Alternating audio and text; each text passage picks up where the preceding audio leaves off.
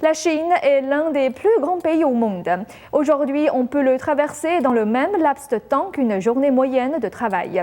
Une nouvelle ligne s'ajoute au réseau ferroviaire chinois à grande vitesse.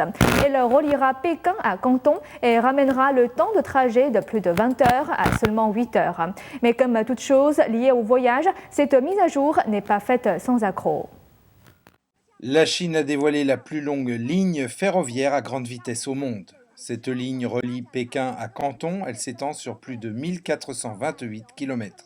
Le train a été mis en place mercredi et marque la dernière avancée du régime chinois dans le développement de son réseau ferroviaire à grande vitesse.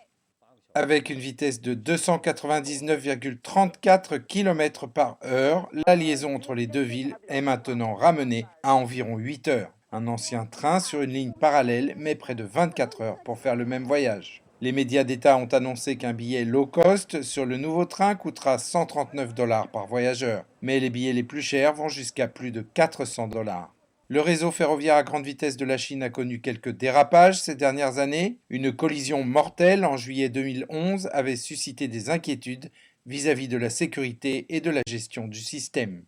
Le réseau est également coûteux à construire. Selon le New York Times, le ministère des Chemins de fer a accumulé une dette de 640 milliards de dollars pour financer la construction du réseau à grande vitesse et le réseau n'est pas assez fréquenté pour générer des bénéfices. L'expansion des lignes à grande vitesse implique également de la corruption. L'ancien ministre des Chemins de fer, Liu Zijun, a été arrêté en février 2011 pour avoir reçu des pots de vin de l'ordre de 250 millions de dollars.